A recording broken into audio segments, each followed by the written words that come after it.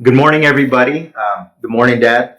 Very happy to be here. Today is a extremely important day. 7 years ago today, we lost Mom in her battle with cancer, and we're going to talk about the trials, the tribulations, the test of faith, and most importantly, Mom's legacy. But before we get there, I want the audience to know who was Mom, what she was about. She was more than just cancer. She lived a wonderful life. So take me back to the first day you guys met and walk us through that. That's a very interesting start, Michael. And she was the beauty, and I was the beast. That's a beautiful uh, description. It was at church, that's when I met Mom. I had come from New Delhi, I was there.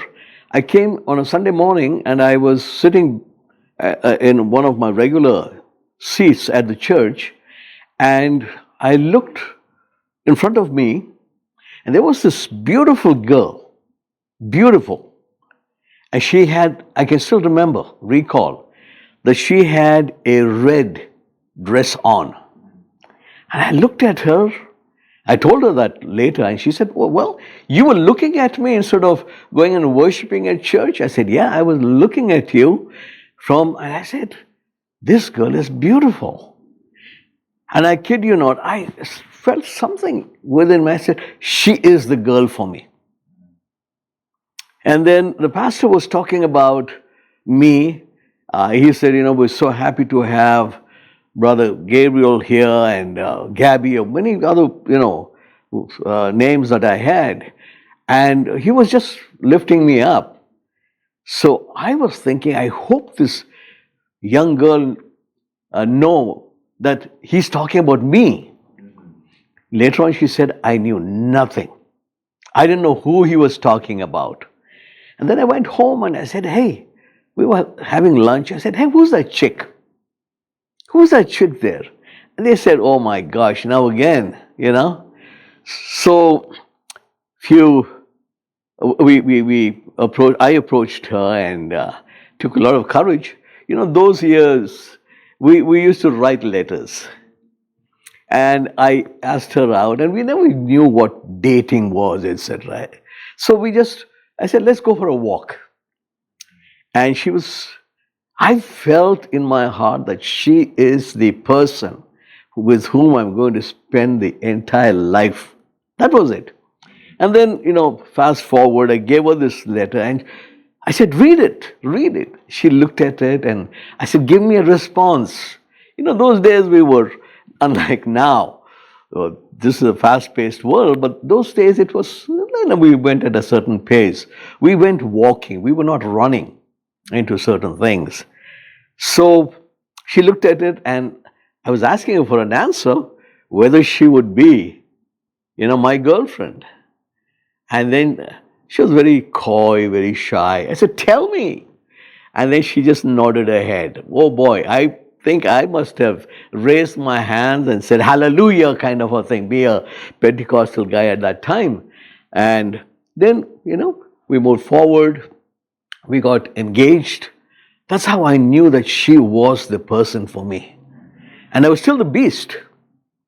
And she's the beauty.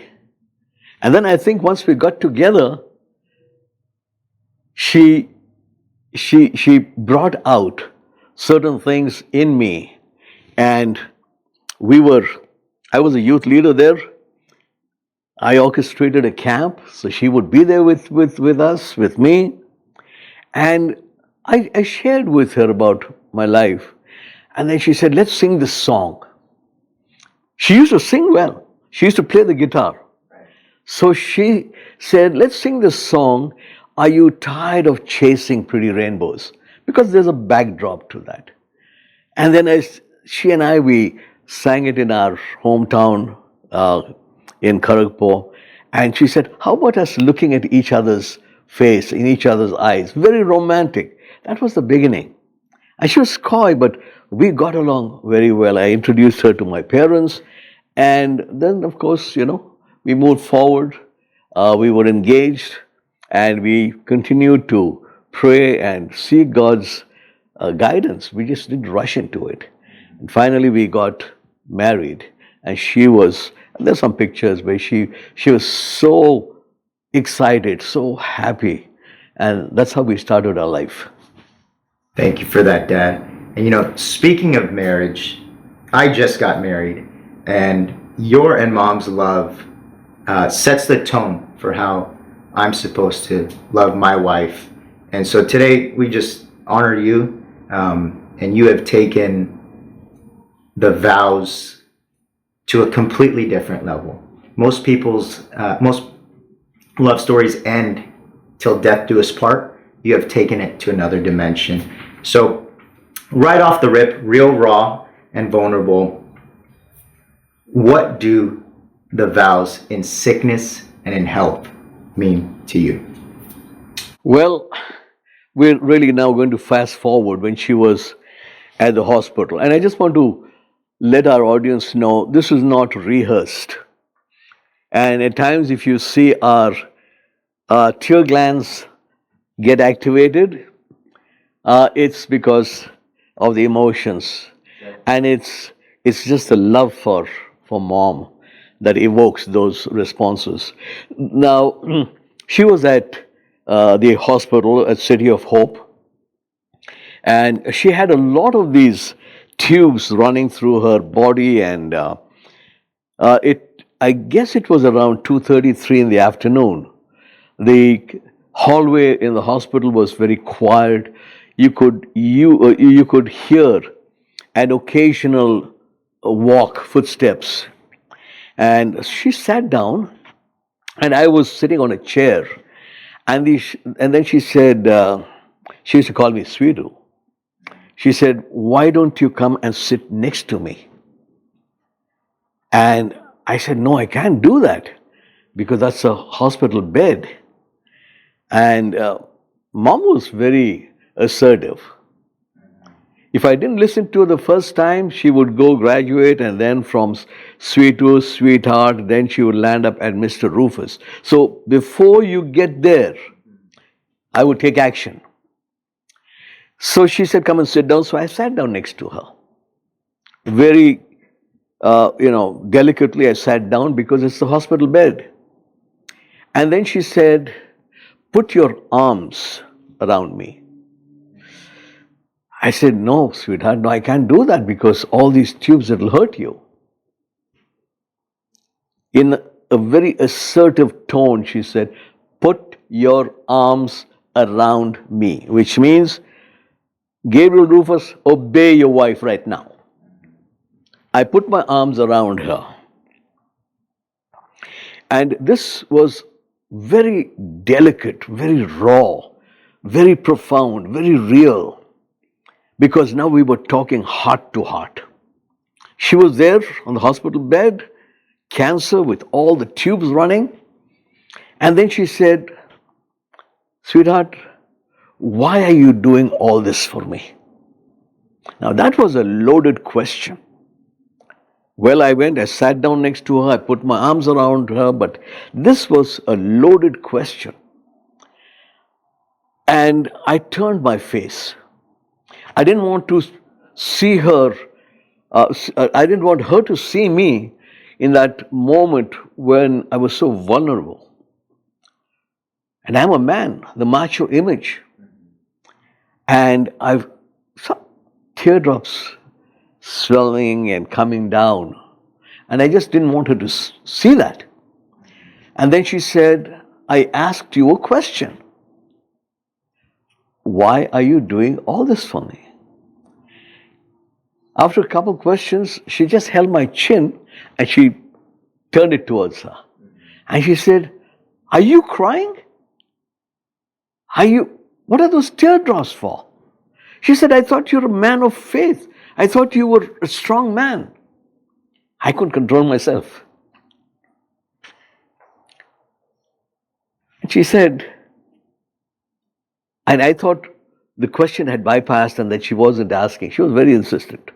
She said, "I am still waiting for the answer." So I said, Mama, you want me to tell you? I'm doing this because I love you. And you know what she said?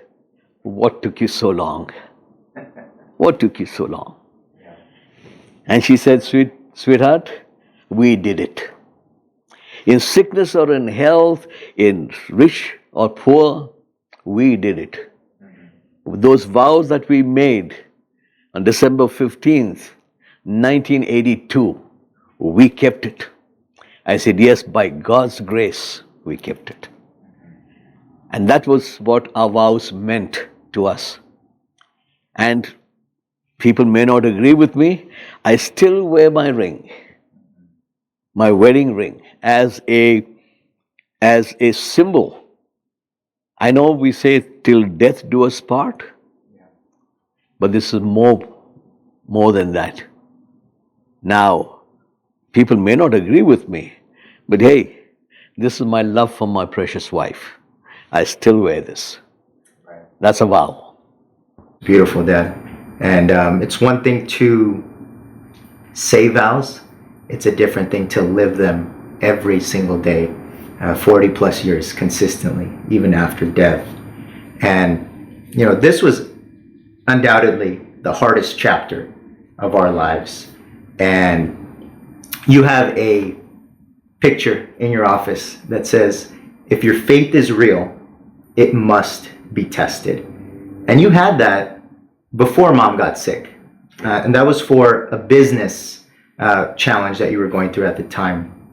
And explain to us during the time when you first heard the word cancer, what was going through your mind as a husband and as a father, because you were still leading Rachel, Aaron, myself, and now you needed to take care of Mom. What was going through your mind?